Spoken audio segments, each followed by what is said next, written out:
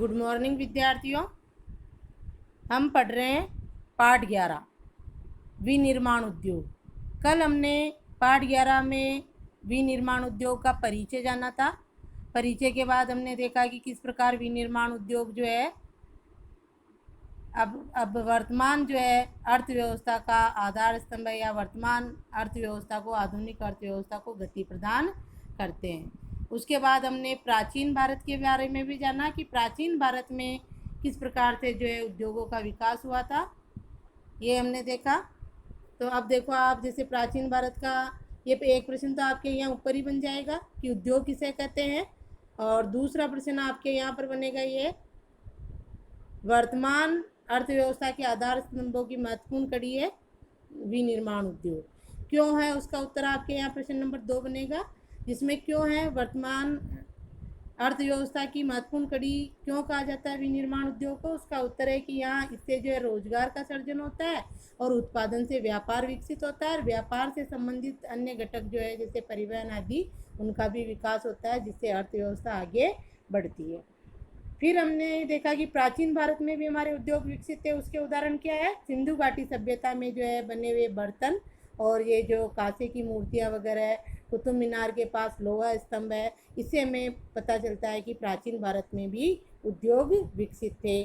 लेकिन और इन उद्योगों में जो बनने वाला माल था वो बाहर जाता था भारत से, और उसके बदले भारत में सोना आता था, इसलिए भारत क्या कहलाता था, सोने की चिड़िया। लेकिन अंग्रेजों के आगमन, यहाँ से आएगा फिर अगला, कि अंग्रेजों के आगमन और उनकी दमनपूर्ण नीतियों के कारण जो है भारतीय अर्थव्यवस्था की रीढ़ की हड्डी कहे जाने वाले उद्योग धंधे क्या हो गए, नष्ट हो गए। ये यहाँ तक आपके, तो यहाँ आपके 4 प्रश्न बन चुके हैं। उद्योग किसे कहते हैं। दूसरा हो गया कि वर्तमान अर्थव्यवस्था के आधार स्तंभ में विनिर्माण उद्योग एक महत्वपूर्ण कड़ी है, क्यों यह आधार स्तंभ है, क्यों, उसका उत्तर यहाँ तक हो जाएगा आपके। फिर आ जाएगा कि हम कैसे कह सकते हैं कि प्राचीन भारत में भी उद्योग धंधे विकसित थे, तो इसका हम सिंधु घाटी सभ्यता ये लोहा स्तंभ का उदाहरण दे देंगे। चौथा प्रश्न आपका यहाँ बनेगा कि जो है भारतीय अर्थव्यवस्था की रीढ़ की हड्डी कहे जाने वाले कुटीर व लघु उद्योग धंधे नष्ट क्यों हो गए। तो क्यों हो गए, अंग्रेजों के आगमन और उनकी दमनपूर्ण नीतियों के कारण। अगला हमने भारत में आधुनिक उद्योगों का विकास पढ़ा था। उसमें जो है ये 1945 की जगह आपको 1954 करवा रखा है बुक में। 1954 से विकास शुरू हो गया। उसमें सबसे पहले सूती वस्त्र उद्योग, फिर 1855 में जो है ये जूट उद्योग ये विकसित हुए, और उसके बाद प्रथम विश्व युद्ध तक तो यही उद्योग थे। उसके बाद हमारा देश 15 अगस्त 1947 को आज़ाद हो गया, और 1948 में जो है प्रथम औद्योगिक नीति बनी हमारी। उसके जो है ये 2 उद्देश्य या नियम जो भी हम कहें वो है, पहला तो आपके यहाँ से ही होगा ये वाला, जिससे प्रादेशिक असंतुलन वाला, ये दूसरा होगा आपके ये धन और कच्चे माल का, यहाँ से तो ये हो जाएंगे। तो फिर हमने देखा है कि योजना आयोग 1950 में योजना आयोग का गठन हुआ, और योजना आयोग में पंचवर्षीय योजनाएं बनी। 1 अप्रैल 1951 को प्रथम पंचवर्षीय योजना बनाई गई। हो सकता है कि कल वाले वीडियो में शायद मैंने आपको इसमें 1955 बोल दिया होगा, बोलने में मिस्टेक हो गई थोड़ी।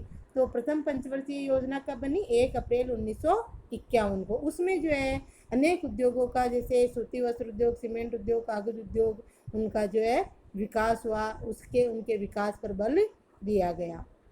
तो यहाँ तक अध्ययन हमने कल कर लिया था। आप थोड़ा ध्यान देंगे प्रथम पंचवर्षीय योजना का, कि प्रथम पंचवर्षीय योजना कब बनी, 1 अप्रैल 1951 को। अब आज हम पढ़ेंगे भारत में लोहा इस्पात उद्योग। ये आपने यहाँ पर है, देखो ये इसका आ जाएगा आपके प्रथम औद्योगिक नीति। ये इंपॉर्टेंट क्वेश्चन बनेगा प्रथम औद्योगिक नीति का, उसके उद्देश्य वगैरह ये। फिर योजना आयोग हो गया, फिर ये पंचवर्षीय योजनाओं के माध्यम से कौन कौन से उद्योग धंधे विकसित हुए, ये हो गया।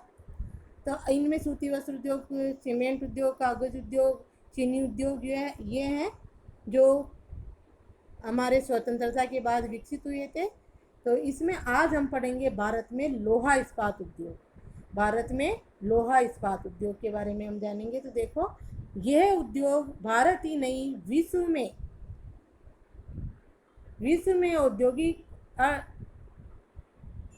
औद्योगिक विकास का आधार स्तंभ रहा है। कौन सा उद्योग, देखो ये आपके इसमें जो प्रश्न बनेगा, यहाँ इम्पोर्टेंट प्रश्न है कि ये उद्योग यानी लोहा इस्पात उद्योग जो है विश्व में, कहाँ, विश्व में औद्योगिक विकास का जो है आधार स्तंभ है, अन्य उद्योगों की जननी कहा जाने वाला, यानी ये उद्योग जो है अन्य उद्योगों की जननी भी कहा जाता है। क्या कहा जाता है? अन्य उद्योगों की जननी। तो इम्पोर्टेंट क्वेश्चन है कि लोहा इस्पात उद्योग अन्य औद्योगिक विकास का आधार स्तंभ कैसे हैं, या फिर जो है अन्य उद्योगों की जननी क्यों कहा जाता है। इसका उत्तर आपका होगा कि लोहा इस्पात उद्योग में जो है लोहा अयस्क से मशीनें, औजार, यंत्र, कल पुर्जे आदि का निर्माण होता है, जिससे अन्य उद्योग धंधे विकसित होते हैं। इसलिए इस अर्थव्यवस्था इसको लोहा इस्पात उद्योग को अन्य उद्योगों की जननी कहा जाता है। जैसे मान लो सूती वस्त्र उद्योग है, चीनी उद्योग है, उनमें जो मशीनें हैं, जो भी औजार यंत्र, वो सब किसके बने हुए हैं? लोहा अयस्क के। तो लोहा अयस्क उद्योग अगर विकसित नहीं होगा, लोहा अयस्क से मशीनरी है, कल पुर्जे वगैरह नहीं बनेंगे, तो अन्य उद्योग भी विकसित नहीं होंगे। इसलिए जो है लोहा अयस्क उद्योग को अन्य उद्योगों की जननी कहा गया है, या औद्योगिक विकास का आधार स्तंभ कहा गया है। ये इंपॉर्टेंट क्वेश्चन है, ध्यान रखोगे। तो आगे देखो, अन्य उद्योगों की जननी कहा जाने वाला उद्योग कौन सा? लोहा इस्पात उद्योग, जिसकी स्थापना भारत में पश्चिमी बंगाल में कुल्टी नामक नगर में बाराकर आयरन वृक्ष के नाम से स्थापित हुई। सबसे पहले लोहा इस्पात उद्योग कहाँ स्थापित हुआ? पश्चिमी बंगाल के कुल्टी नामक नगर में, और उस उद्योग का नाम क्या था? बाराकर आयरन वृक्ष। ठीक है, ध्यान रखोगे, नाम से स्थापित हुई। परंतु वास्तविक शुरुआत जमशेदजी टाटा ने 1907 में सांची में Tata iron and steel company से स्थापित की।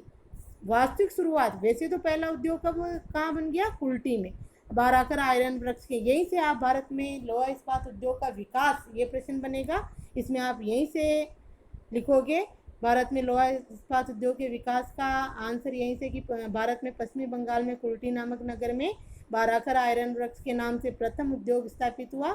लेकिन बाद में जो है वास्तविक शुरुआत जमशेदजी टाटा ने 1907 से की। Tata iron and steel company की स्थापना, टिस्को की स्थापना कब हुई? 1907 में। किसने की? जमशेदजी टाटा ने। इसके बाद 1909 में जो है ये आपके आसनसोल के निकट हीरापुर में भारतीय लोहा इस्पात कंपनी खोली गई। 1907 में Tata iron and steel company यानी टिस्को, और 1909 में आसनसोल में के निकट हीरापुर में भारतीय लोहा इस्पात कंपनी यानी इसको, Indian iron and steel company 1909 में। सन 1936 में कुल्टी व हीरापुर दोनों कारखानों को मिलाकर ये Indian iron and steel company में इसको मिला दिया गया। दोनों को, कुल्टी का जो सबसे पहले बना था ना बाराकर आयरन वृक्ष के नाम से कारखाना, उसको, और जो ये हीरापुर में जो है भारतीय लोहा इस्पात कंपनी ये खोली गई थी, इन दोनों को मिला दिया और क्या बना दिया गया? Indian iron and steel company, यानी उसमें ही मिला दिया गया। एक ही हो गया अब Indian iron and steel company यानी इसको। कब? 1936 में।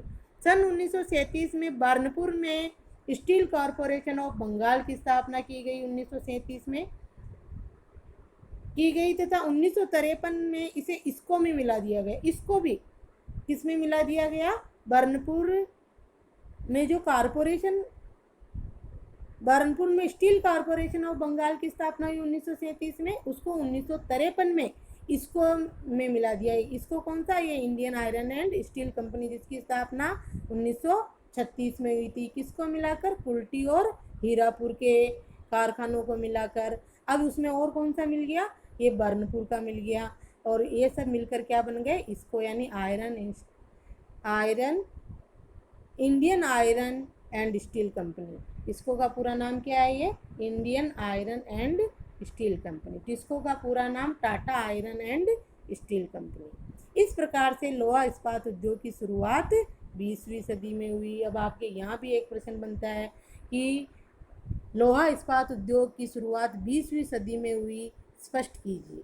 ये भी बन सकता है। तो इसका उत्तर भी आपके यहीं से शुरू होगा। ये 1907 से शुरू हुआ ना, तो 1907 में कौन सी सदी थी? 20वीं। तो ये 1907, 1909, 1933, 33, 53, ये सब कौन सी सदी है? 20वीं सदी। तो यह इसका वर्णन करेंगे और कहेंगे कि लोहा इस्पात उद्योग की शुरुआत 20वीं सदी में हुई। ठीक है, ये यहाँ तक हो गया। यहाँ इंपॉर्टेंट क्वेश्चंस बन रहे हैं आपके, क्वेश्चन आपको मिल जाएंगे, तब आपको यहाँ से आंसर लिखना है। आगे देखो, स्वतंत्रता के बाद, अब अगला प्रश्न कि स्वतंत्रता के बाद जो है उद्योगों के विकास के बारे में बताइए। तो वो देखो, स्वतंत्रता के बाद, यहाँ ध्यान रखोगे थोड़ा, स्वतंत्रता के बाद इस उद्योग का किसका, लोहा इस्पात उद्योग का विकास विभिन्न पंचवर्षीय योजनाओं के माध्यम से किया गया। पंचवर्षीय योजनाएं बनी थी। पहला मैंने आपको कल बताया था कि पहली पंचवर्षीय योजना 1 अप्रैल 1951 को बनी। उसमें कृषि पर ध्यान दिया गया था, उसमें जो है कृषि विकास को लक्ष्य लिया गया था। लेकिन दूसरी पंचवर्षीय योजना जो थी उस पर उद्योगों को लक्ष्य लिया गया था कि उद्योगों का विकास हो।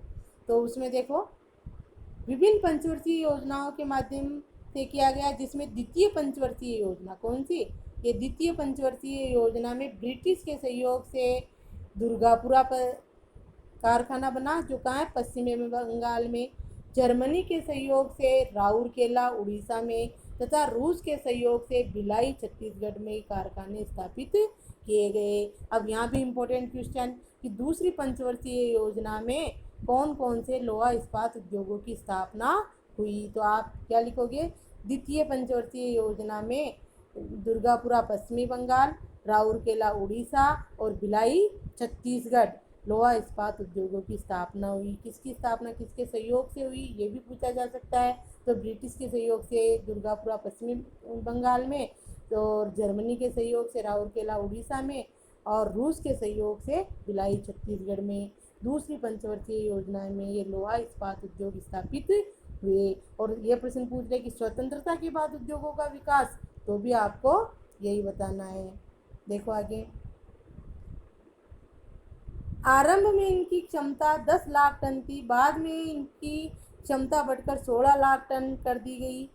इनकी ये जो दूसरी पंचवर्षीय योजना में जो दुर्गापुरा, राउरकेला और भिलाई छत्तीसगढ़ में जो लोहा इस्पात उद्योग स्थापित हुए ना, इनकी जो है उत्पादन क्षमता है, आरंभ में 10 लाख टन थी और बाद में जो है बढ़ाकर 16 लाख टन कर दी गई। अब देखो अगला है चौथी पंचवर्षीय योजना में। चौथी पंचवर्षीय योजना में बोकारो झारखंड, कौन सा लोहा इस्पात उद्योग स्थापित हुआ चौथी पंचवर्षीय योजना में, बोकारो झारखंड में उद्योग स्थापित किया, जो कि एशिया का सबसे बड़ा है।